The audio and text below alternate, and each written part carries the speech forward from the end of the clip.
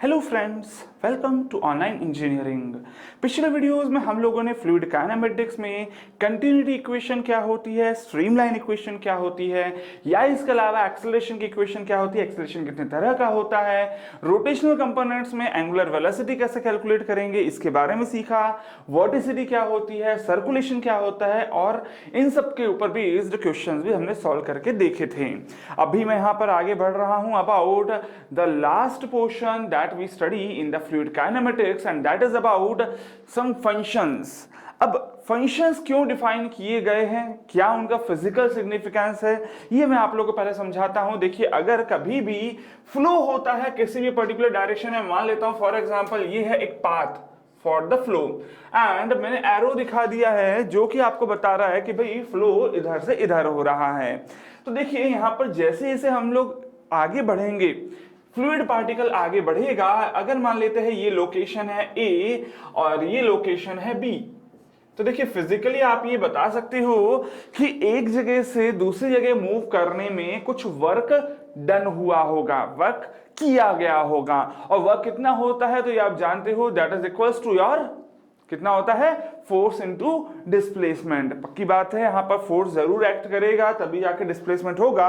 लेकिन जब हम लोग काइनेमेटिक्स स्टडी कर रहे थे तो काइनेमेटिक्स में हम लोगों ने ये तो बिल्कुल भी नहीं पढ़ा है कि ये कितना फोर्स एक्ट कर रहा है, और अगर कितना फोर्स एक्ट कर रहा है ये मैं नहीं पढ़ रहा हूं तो भी एटलीस्ट मुझे ये तो पता ही होना चाहिए कि जैसे जैसे अगर मैं यहां से इधर जा रहा हूं तो जो एनर्जीज की लेवल है, energy at A and B दोनों को अगर मैं चेक करता हूं तो एनर्जी की वैल्यू धीरे धीरे क्या होगी, कम होती जाएगी।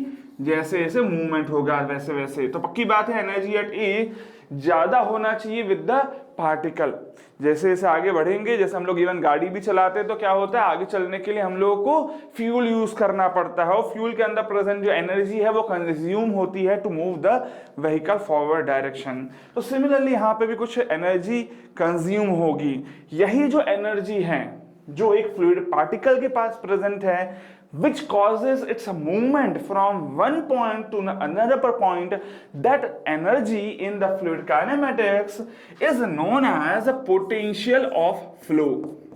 इसी को क्या बोल देते हैं हम लोग, एज द पोटेंशियल। और पोटेंशियल का मतलब क्या है, तो that is nothing but that is the tendency that is present for a particular particle to flow. और हमेशा ही मैं बोल सकता हूं कि फ्लो कहां से कहां होगा, तो flow will always take place from, flow will always take place from higher potential, from high potential to low potential, ये हम लोग लिख सकते हैं।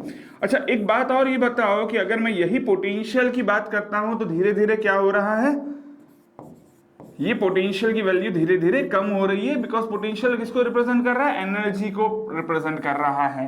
तो इसका मतलब मैं ये बोल सकता हूं that potential that is causing the movement will decrease along the length और अलोंग द पाथ। ठीक है, मैं यहां पर ये बोल सकता हूं कि जैसे देखिए जिस भी डायरेक्शन में वेलोसिटी होगी, अगर वेलोसिटी की डायरेक्शन में मूव करेंगे तो पोटेंशियल की वैल्यू कम होगी, और यही जो पोटेंशियल है यही हमारे फ्लूइड को एक वेलोसिटी देता है, यही पोटेंशियल फ्लूइड को मूव करवाता है। यहां पर हम लोग डिफाइन करते हैं इसी पोटेंशियल को एज वेलोसिटी पोटेंशियल फंक्शन।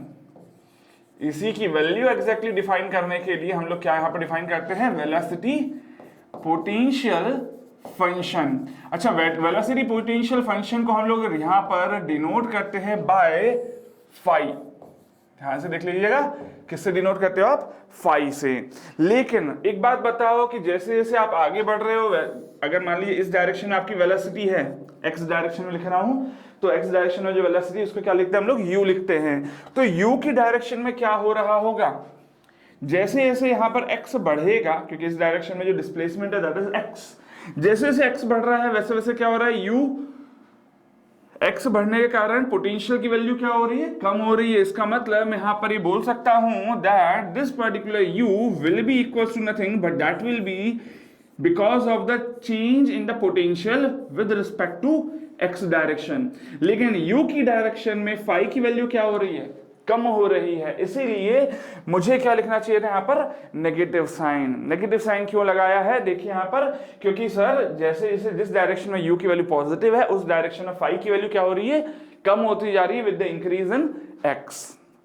ठीक है, सिमिलरली अगर मैं मान लीजिए y डायरेक्शन में लिखता हूं तो y डायरेक्शन में क्या मिलेगी, velocity is nothing but that is v, लेकिन इस डायरेक्शन में जैसे जैसे हम लोग जाएंगे वैसे वैसे क्या होगा, अगेन फाई की वैल्यू, पोटेंशियल की वैल्यू कम होगी, और किसके साथ कम हो रही है, तो इस डायरेक्शन में क्या है यहाँ पर लोकेशन, दैट इज y।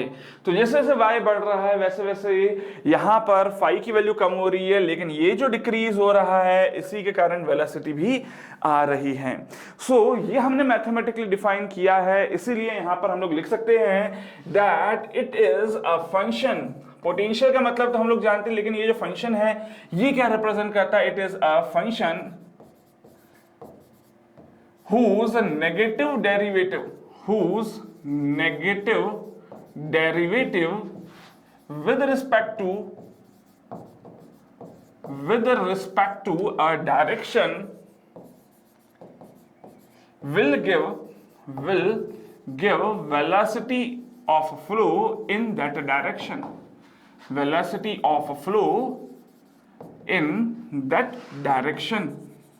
ठीक है, तो यहां पर हम लोगों ने देखिए टोटल दो इक्वेशन आई थी। क्या इक्वेशन आई हमारे पास, पहली इक्वेशन आई है that u is equals to minus del phi by del x, और दूसरी इक्वेशन क्या आई है, v is equals to minus del phi by del y।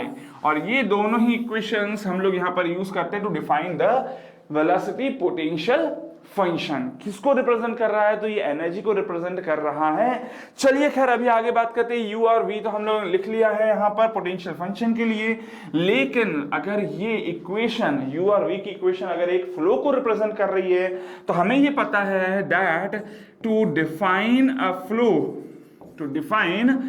Flow, ये जो इक्वेशन है अबोव इक्वेशन शुड सेटिस्फाई, कौन सी equation, should satisfy your continuity equation, should satisfy your continuity equation। अच्छा ये बताओ कंटिन्यूटी इक्वेशन क्या थी, आप लोग जानते हो बिल्कुल। तो continuity equation was nothing but that was del u by del x plus del v by del y is equals to 0। 2D flow की बात कर रहा हूं, स्टडी फ्लो की बात कर रहा हूं। तो देखिए यहां पर अगर u की वैल्यू मैं पुट कर दूंगा तो u की वैल्यू पुट करने पे क्या मिल रहा है, u की वैल्यू पुट करने पे मुझे मिल जाता है that del by del x of u की वैल्यू क्या है, minus del phi by del x plus del by del y of v, और v की वैल्यू क्या है, minus del phi by del y should be equal to 0। ठीक है ना। सो यहां पर मैं लिखूंगा अगर, तो इसको देखिए यहां पर लिख सकते हैं del two phi by del x square plus del two phi by del y square should be equal to 0, और इसी को हम लोग लिख सकते हैं as Laplacian operator square phi should be equal to 0। तो ये कंडीशन होनी चाहिए तभी जाके कंटिन्यूटी इक्वेशन भी सेटिस्फाई हो पाएगी। अब बात करते हैं यहां पर कि क्या फ्लो रोटेशनल होगा कि इरोटेशनल होगा। तो ओमेगा जेड का फॉर्मूला आप लोग बिल्कुल जानते हो, क्या था फॉर्मूला, तो that was del v by del x minus del u by del y का हाफ। ठीक है, वैल्यूज पुट कर दूं अगर मैं यहां पर, तो देखो del by del x, v की वैल्यू क्या है, तो that is minus del phi by del y minus del by del Y of u, और u की वैल्यू क्या है, minus del phi by del x. ठीक है, सो इसी को अगर सॉल्व करोगे तो देखेंगे यहां पर कि ये हो जाएगा, वापस से चलिए एक स्टेप और लिख देता हूं, half of minus del two phi by del x del y, और ये क्या हो जाएगा plus del two phi by del x del y. ठीक है, अब ये टोटल टर्म क्या दिख रही है, 0 दिख रही है। इसका क्या मतलब है, इसका मतलब है that omega Z is 0, that means flow is कैसा है, अगर ओमेगा की वैल्यू 0 आती है तो ऐसे फ्लो को क्या बोल देते हैं हम लोग, एज द इररोटेशनल फ्लो।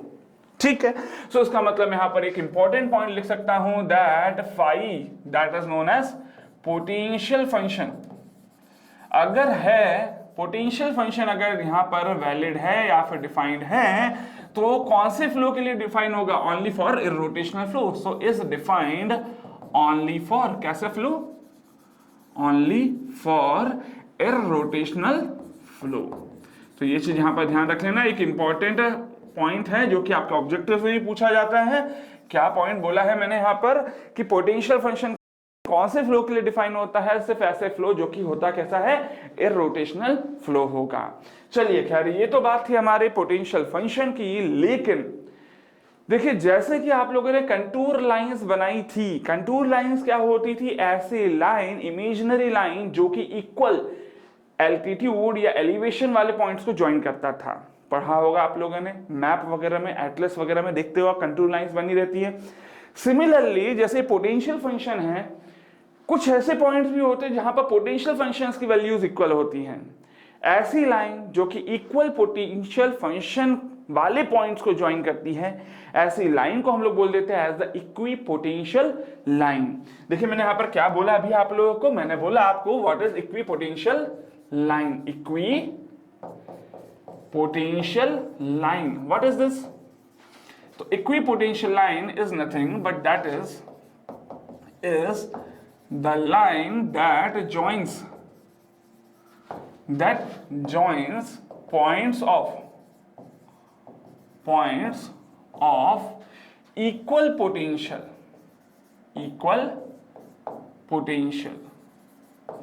ठीक है। अच्छा, अगर इक्वल पोटेंशियल है तो मेरे को ये बताओ इक्विपोटेंशियल लाइन का मतलब क्या है कि क्या फाई में कोई चेंजेस होंगे? नहीं होंगे, क्योंकि फाई की वैल्यू क्या है इस पर्टिकुलर लाइन पे? कांस्टेंट है। अच्छा, फाई किसके साथ चेंज हो सकता है? एक्स के साथ चेंज हो सकता है या इवन वाई के साथ भी चेंज हो सकता है। तो देखिए एक्स के साथ चेंज होने का रेट क्या लिख सकता हूं? Del phi by del x. Total कितना चेंज आया एक्स के साथ, उसके लिए dx मल्टीप्लाई कर दे। सिमिलरली y के साथ भी चेंज होगा तो y के साथ चेंज होने का रेट क्या लिख दूंगा? Del phi by del y। लेकिन टोटल कितना चेंज आया तो उसके लिए क्या करूं? dy मल्टीप्लाई कर दूं, should be equals to 0 for your equipotential line. लेकिन एक बात बताओ, ये जो इक्वेशन है ये टर्म का मतलब क्या है? That is nothing but that is minus u dx minus v into dy should be equals to 0। तो यहां पर अगर मैं लिखना चाहूंगा v into dy should be equals to minus of u into dx, hence you can say here that dy by dx should be equals to minus u by v। और ये जो पार्टिकुलर इक्वेशन लिखी है that is the slope of, किसका slope है ये? For equipotential line. तो यहां पर ये कैसे डिराइव करा है इक्विपोटेंशियल लाइन की इक्वेशन, ये आपको क्लियर होना चाहिए। इक्विपोटेंशियल लाइन होती क्या है ये भी आपको क्लियर होना चाहिए। चलिए खैर अभी आगे बात करते हैं। जैसे हम लोगों ने पोटेंशियल फंक्शन डिफाइन करा है, वैसे ही एक और फंक्शन भी हम लोग डिफाइन करते हैं and that function is known as your stream function. That is known as your stream function. देखिए जो स्ट्रीम फंक्शन है वो आपको बताता है कि कितना रेट से फ्लो हो रहा होगा, कितना मास फ्लो हो रहा होगा। लेकिन अगेन अगर मैं बात करता हूं कितना तेजी से मास फ्लो होगा, ये इस पे डिपेंड करेगा that what is the velocity. इसीलिए यहां पर जो स्ट्रीम फंक्शन है ये भी अगेन डिफाइन किया गया with respect to the velocity. ठीक है, लेकिन जिस भी पर्टिकुलर डायरेक्शन में स्ट्रीम फंक्शन ज्यादा चेंज होगा उसकी परपेंडिकुलर डायरेक्शन में वेलोसिटीज उतनी ही ज्यादा होंगी, क्योंकि जितना ज्यादा मास में चेंज हो रहा है, जैसे अगर मान लीजिए कि ये है हमारा एक पर्टिकुलर फ्लो चैनल, ठीक है, तो यहां पर जितना ज्यादा चेंज इस डायरेक्शन में आएगा हमारे स्ट्रीम फंक्शन में, इसका मतलब क्या है कि उतना ही ज्यादा फ्लो मास इधर से पास हो रहा होगा, उतना ही ज्यादा डेंस होगा हमारा फ्लो। तो जितना ज्यादा चेंज होगा इस डायरेक्शन में उतनी ज्यादा वेलोसिटी होगी इस डायरेक्शन में। यस और नो? सो इसका मतलब any change in this direction in the stream function will represent the velocity or the flow in the perpendicular direction।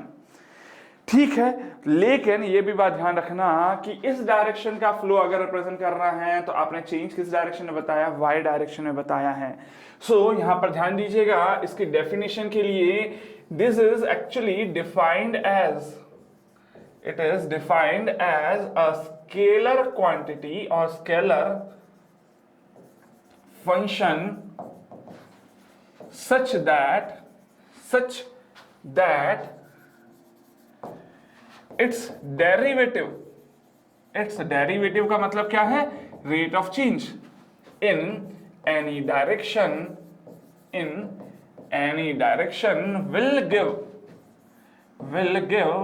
the rate of flow in a perpendicular direction, in its perpendicular direction, but किसमें major करेंगे वो भी ध्यान रख लेना, calculated in anti clockwise direction.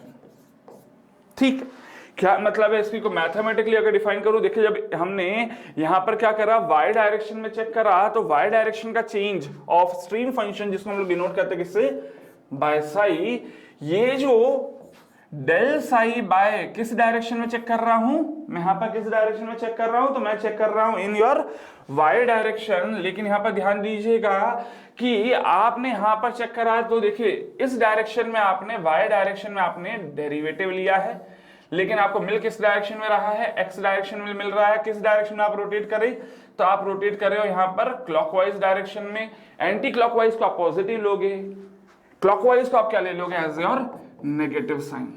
ठीक है, तो इस डायरेक्शन की वेलोसिटी को रिप्रेजेंट कर रहा है, whereas del psi by del x. Similarly अगर एक्स डायरेक्शन में डेरिवेटिव कैलकुलेट करूंगा तो that will be given by your velocity in y direction. तो ये मैथमेटिकल यहां पर इक्वेशन बन जाती है, लेकिन इसका फिजिकल सिग्निफिकेंस क्या है, तो ये बताता है आपको कि जिस भी डायरेक्शन में कितना फ्लो होगा, कितने मास का फ्लो होगा, कितने फ्लूइड का फ्लो होगा, ये अगेन इस पर डिपेंड करता है कि स्ट्रीम फंक्शन की वैल्यू कितनी ज्यादा चेंज हो रही है। तो ऑफ कोर्स इसका यूज करेंगे हम लोग to calculate your discharge value. देखते हैं डिस्चार्ज वैल्यू के लिए कैसे यूज करेंगे, बट ये तो हमारी मैथमेटिकल इक्वेशन है। तो अगर मान लीजिए मैं यहां पर कंटिन्यूटी इक्वेशन यूज करूं, क्योंकि हमें पता है कि अगर मोशन को डिफाइन करने के लिए मैंने कोई भी इक्वेशन डिफाइन करी है तो वो कंटिन्यूटी इक्वेशन को सेटिस्फाई करना चाहिए। तो अगर मैं कंटिन्यूटी इक्वेशन को सेटिस्फाई करूं, कंटिन्यूटी इक्वेशन क्या थी, तो that was del u by del x plus del v by del y should be equal to 0। U की जगह क्या पुट करूं, बोलो, यू की जगह पुट कर देते हैं minus del psi by del y plus del by del Y of v की जगह क्या पुट कर दूं, del psi by del x. Of course ये 0 आ रहा है, इसका मतलब हर एक कंडीशन में कंटिन्यूटी इक्वेशन तो सेटिस्फाई हो ही जाएगी। लेकिन अब बात आ जाती है यहां पर कि सर रोटेशनल फ्लो होगा कि रोटेशनल फ्लो होगा, उसके लिए क्या कैलकुलेट करूं, एंगुलर वेलोसिटी। एंगुलर वेलोसिटी का फॉर्मूला क्या था हमारे पास, हाफ ऑफ डेल, क्या था formula, del v by del x minus del u by del y. ठीक है, वैल्यूज पुट करते हैं यहां पर, चलिए फटाफट। सो हाफ ऑफ, अच्छा वी की जगह क्या पुट करूं, तो वी की जगह पुट कर देता हूं your del by del x of del psi by del x minus del by del Y of U की जगह क्या पुट कर दूं, minus del psi by del Y. So इसको अगर सॉल्व करेंगे आगे तो ये क्या बन जाएगा, half of del two square by del two square phi by del x square plus del square phi by del y square, इस तरह से लिख सकते हैं। और ये कुछ और नहीं है बल्कि ये क्या है, that is your Laplacian operator, और साथ में क्या फंक्शन दिख रहा है, फाई फंक्शन दिख रहा है, सॉरी साई फंक्शन दिख रहा है, तो that is omega Z. So of course ये इक्वेशन 0 भी हो सकती है और नॉन जीरो भी हो सकती है। इसका मतलब मैं ये बोल सकता हूं that this particular psi is defined for both, 0 हुआ तो इरोटेशनल, नॉन जीरो हुआ तो rotational flow, is defined for both rotational as well as irrotational flow. Clear है, ठीक है। सो ये सारी बातें थी जो आप लोग यहां पर हमारे इस स्ट्रीम फंक्शन के बारे में पता होना चाहिए। लेकिन जैसे आप लोगों ने इसके पहले equipotential function equipotential line define करी थी, सिमिलरली यहां पर आप इक्वी स्ट्रीम लाइन भी डिफाइन कर सकते हो। अब इक्वी स्ट्रीम लाइन की इक्वेशन कैसे निकाले, क्या है ये? तो it is a line that joins, it is a line that joins points of equal stream function.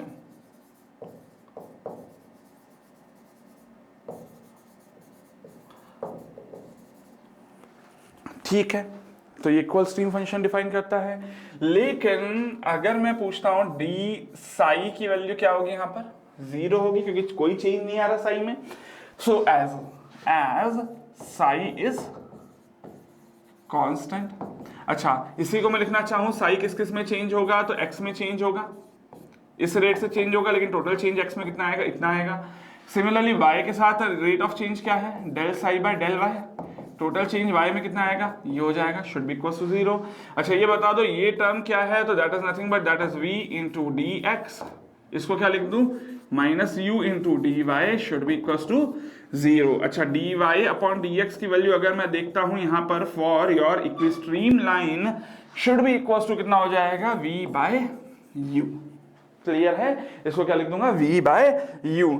लेकिन यहां पर इसको भी याद रख सकते हो आप, इक्विस्ट्रीम लाइन को अगर मैं आपको पूछता हूं ये बताओ what is the product of equipotential line and slope of equi stream line, क्या था दोनों का स्लोप? तो इक्वी पोटेंशियल लाइन का स्लोप क्या था, तो that was minus u by v. Equi stream line का स्लोप क्या है, तो that is v by u। इन दोनों का ही प्रोडक्ट क्या आ रहा है, -1 आ रहा है। इसका क्या मतलब है? इसका मतलब आप लिख सकते हो that both equipotential line and equi stream line are perpendicular to each other और intersects perpendicular to each other, या फिर मैं बोल देता हूं इंटरसेक्ट्स ऑर्थोगोनली। ऑर्थोगोनल का मतलब क्या होता है, परपेंडिकुलर होता है। तो एक इंपॉर्टेंट यहां पर ऑब्जर्वेशन है जो कि हम लोग लिखते हैं हर बार, लेकिन उसका प्रूफ क्या है? तो प्रूफ मैंने आपको बताया slope of equi stream line. इसके पहले हम लोगों ने देखा था slope of equipotential line. Check कर ले वापस से, मैंने क्या बना कर दिया था, ये देखिए यहां पर इक्वी पोटेंशियल लाइन की ये था -u बाय v, और इधर देखा हम लोगों ने इसका v बाय u था, दोनों का प्रोडक्ट करा तो -1 आ रहा है। इसका क्या मतलब है कि ये दोनों के दोनों ही लाइंस जब भी इंटरसेक्ट करेगी, कैसे इंटरसेक्ट करेगी, परपेंडिकुलरली इंटरसेक्ट करती है। तो यही सब बातें थी जो आप लोगों को सीखनी है।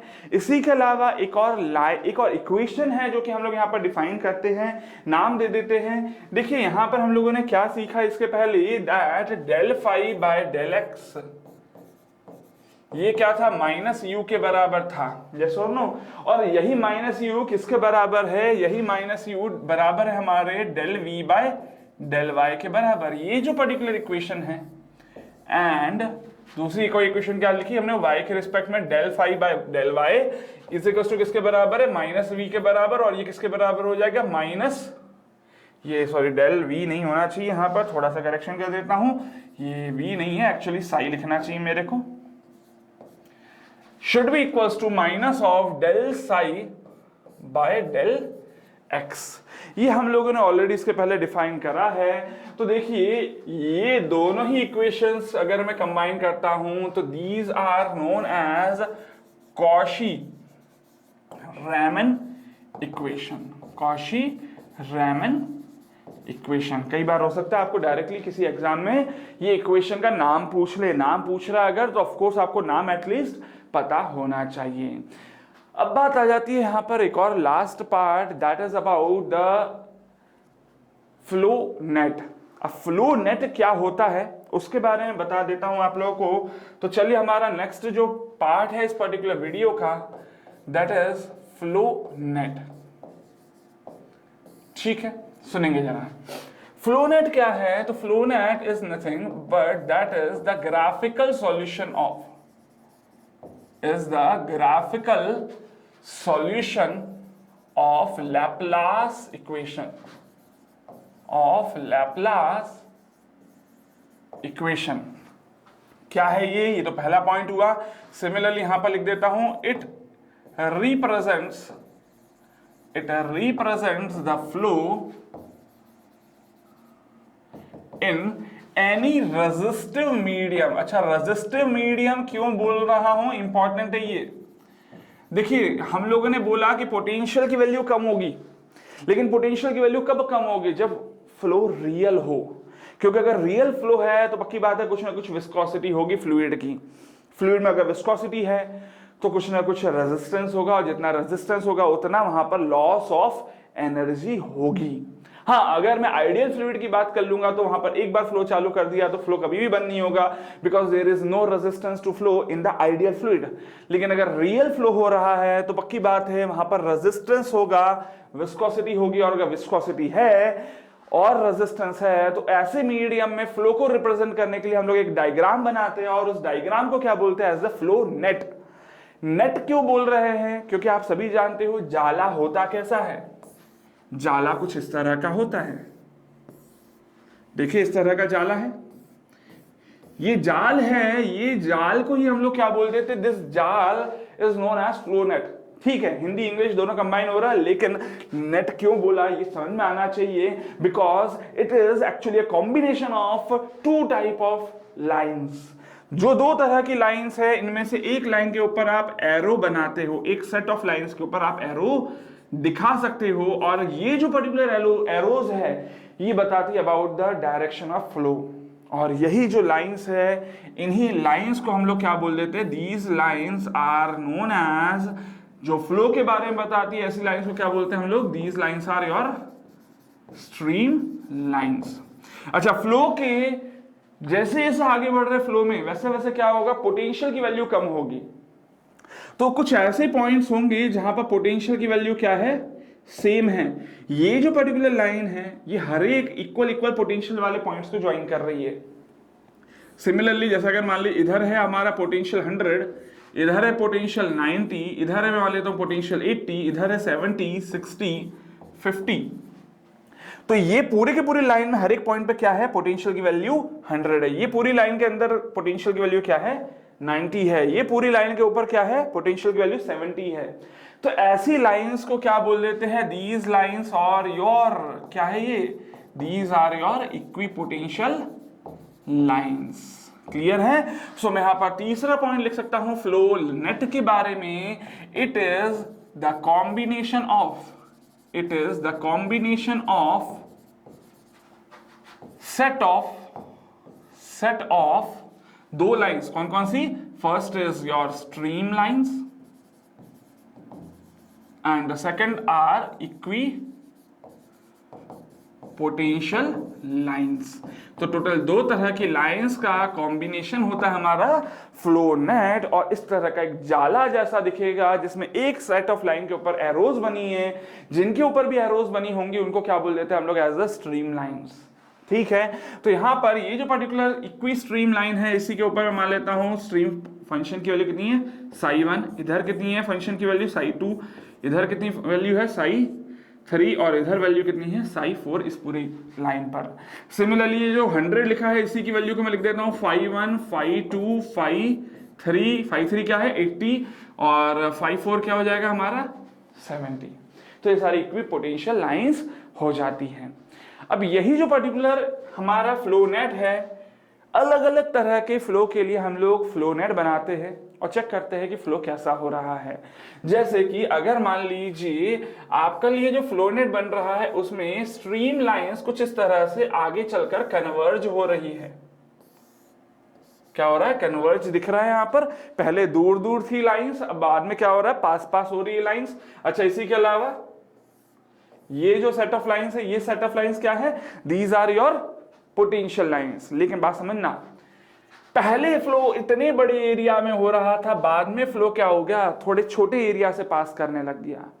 तो ऐसा फ्लो जिसमें पहले बड़े एरिया में हो रहा था फ्लो, वही सेम फ्लूइड छोटे एरिया में से पास करने लगेगा। तो ये आप जानते हो कि सर ऐसे फ्लो को क्या बोल देंगे हम लोग, as the converging flow. As the converging flow. अच्छा, आप लोगों ने ये भी देखा है that A1V1 equals to A2V2 होता है, कंटिन्यूटी इक्वेशन बिल्कुल पढ़ा है। तो देखो जहां एरिया की वैल्यू, एरिया फ्लो कम हो गया ना, पक्की बात है वेलोसिटी की वैल्यू क्या हो जाएगी, बढ़ जाएगी। सो अगर यहां एरिया ज्यादा है तो वेलोसिटी कम होगी, इधर एरिया कम है फ्लो का तो वेलोसिटी ज्यादा होगी। आगे चलने पे क्योंकि वेलोसिटी बढ़ रही है इसलिए ऐसे फ्लो को क्या बोल सकते हैं, that is also known as, velocity की वैल्यू बढ़ रही है इसलिए ऐसे फ्लो को क्या बोल दूंगा, एज द एक्सेलरेटिंग फ्लो। ठीक है। सिमिलरली इसी का जस्ट उल्टा अगर मान ले मैंने बनाया तो कुछ इस तरह का बना दिया, मान ले डायग्राम, और यहां पर हमने क्या देख रहे हैं हम लोग कि सर ये जो पर्टिकुलर फ्लो लाइंस है या फिर स्ट्रीम लाइंस है ये धीरे धीरे डाइवर्ज हो रही है, तो इसीलिए इसको क्या बोल देंगे हम लोग, एज द डाइवर्जिंग फ्लो। या फिर अगर चेक करें पहले एरिया कम था बाद में एरिया ज्यादा है, एरिया ज्यादा हो रहा है इसका मतलब क्या है कि वेलोसिटी कम हो रही है, वेलोसिटी कम हो रही है दैट मींस इसी फ्लो को क्या बोल देंगे, एज द रिटार्डिंग फ्लो। देखिए बहुत ही इंपॉर्टेंट बात है, मैं आप लोगों को एक बार ही बोलकर बता रहा हूं क्योंकि मुझे पता है कि एक बार बोलने पे भी आपको क्लियर जरूर हो जाएगा अगर आप ढंग से सुन रहे हो तो। ठीक, चलिए आगे बढ़ते हैं। यहां पर ये था हमारा एक्सेलरेटिंग फ्लो या फिर कन्वर्जिंग फ्लो बोल सकते हो, उसको डाइवर्जिंग फ्लो बोल सकते हो या इवन रिटार्डिंग फ्लो का फ्लो नेट बोल सकते हो। मैंने अभी तक टोटल 2 तरह के फ्लो नेट आप लोगों को बताए हैं। सिमिलरली अभी आगे बात करते हैं यहां पर third type of flow net कैसे बनेगा। तो देखिए अगर मान लीजिए सभी की सभी लाइंस जो स्ट्रीम लाइंस है वो एक ही पर्टिकुलर पॉइंट से ओरिजिनेट हो रही, ओरिजिनेट मतलब यहां से बाहर की तरफ जा रही हैं, तो अगर यहां से बाहर की तरफ जा रही है तो यहां पर क्या दिखेगा आप लोगों को कि ये हमारा पोटेंशियल इक्विपोटेंशियल लाइंस है कुछ इस तरह की। अच्छा यहां पर देखना ध्यान दीजिएगा, हर बार जो मैं डायग्राम बना रहा हूं उसमें ये इंटरसेक्टिंग पॉइंट कैसा है, 90 डिग्री वाला है। ठीक है ना, क्यों मैंने बोला, क्योंकि स्लोप्स का प्रोडक्ट क्या था, नेगेटिव था, -1 था, that means both lines intersect at 90 degree और ऑर्थोगोनली। सो यहां पर देखिए एरोज बनाई है, वो वाली लाइंस क्या है हमारी, इक्वी स्ट्रीम लाइंस। लेकिन देखिए यहां पर हो क्या रहा है, दिख क्या रहा है आपको कि पूरी की पूरा फ्लो पहले यहां से ही था और फिर यहां से पानी बाहर निकला या हमारा फ्लूइड बाहर निकला, कुछ इधर गया, कुछ इधर गया, कुछ इधर गया, कुछ इधर गया, कुछ इधर गया, कुछ इधर गया, मतलब लेकिन पहले ये सभी पानी कहां था, यहां था। अब इसी को अगर चेक करेंगे तो यहां से पहले से पानी आया और ये फिर पूरा बाहर निकला इस तरह से सब डायरेक्शन में। तो ऐसा पर्टिकुलर लोकेशन जहां से पानी या फिर फ्लूइड बाहर निकलता है और पूरी जगह स्प्रेड हो जाता है, ऐसी लोकेशन को क्या बोल दिया जाएगा, as the source of flow. So this is a flow net for your source.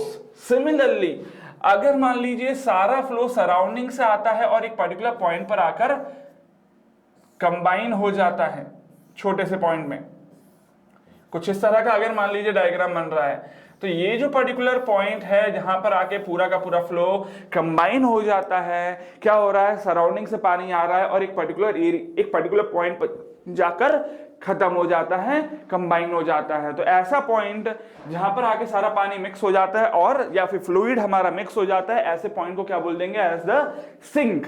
इसी को क्या बोल सकते हैं, सिंक। जैसे वॉश बेसिन में आप देखते हो, वॉश बेसिन में क्या होता है, सराउंडिंग पूरा पानी होता है लेकिन फाइनली कहां जाता है, सिंक के अंदर जाता है। So this is nothing but this is your sink. ठीक है, तो ये कुछ यहां पर हमारे ग्राफिकल रिप्रेजेंटेशंस है फॉर द फ्लो।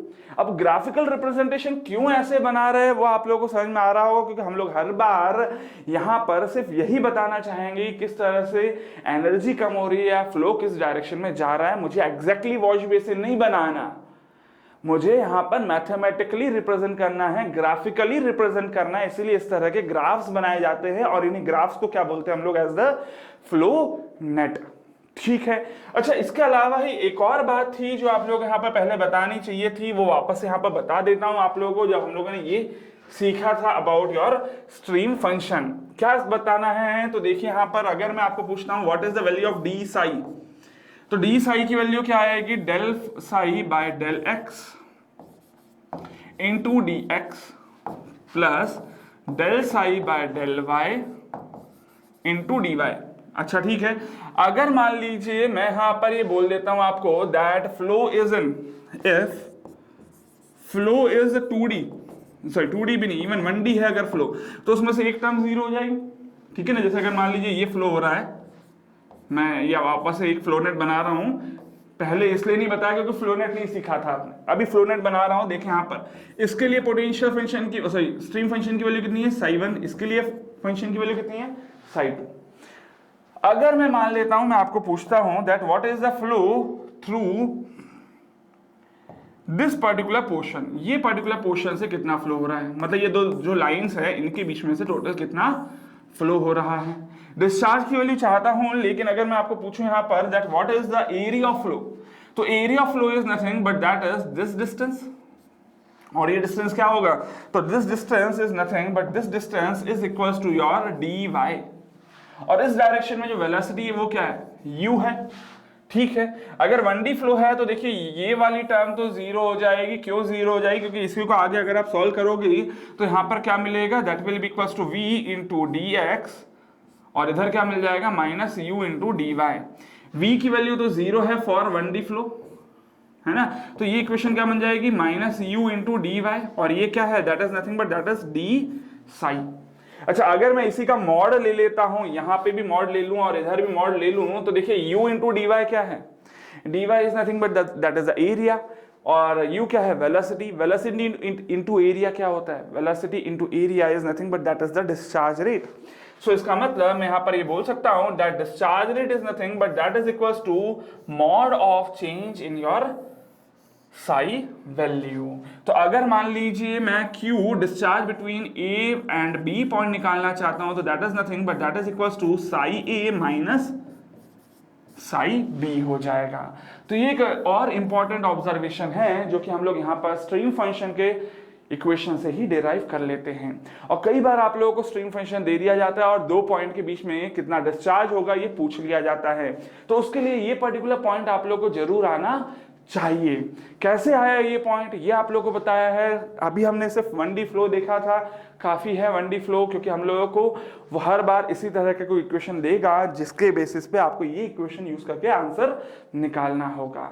तो किस तरह से ये सभी कुछ आया है, ये सभी कुछ मैंने आपको डेरिवेशन करके बताया है। आप लोगों को फाइनली क्या याद रखना है, तो वो जो कुछ जितना मैंने अभी यहाँ पर बॉक्स फॉर्म में लिखा हुआ है, ये सब कुछ आप लोग को यहाँ पर याद रखने वाला पार्ट है। बाकी सब समझ लोगे अगर आप लोग, तो याद करना बहुत आसान हो जाएगा। तो चलिए खैर, याद करने का काम आप लोगों के ऊपर छोड़ देता हूं, समझाने का काम मेरा था, यहाँ पर रटवाने वाला काम मेरा नहीं है। तो जो फॉर्मूलेज है उनको आप अपने पास एक फॉर्मूला कॉपी में लिख ले, 2 दिन 3 दिन रिवाइज करोगे तो चौथे दिन अपने आप ही याद हो जाता है। तो खैर चलिए, यहाँ पर हम लोग मिलते हैं अगले वीडियो में कुछ और क्वेश्चंस के साथ। तब तक लगातार पढ़ते रहिए, बढ़ते रहिए। Happy engineering.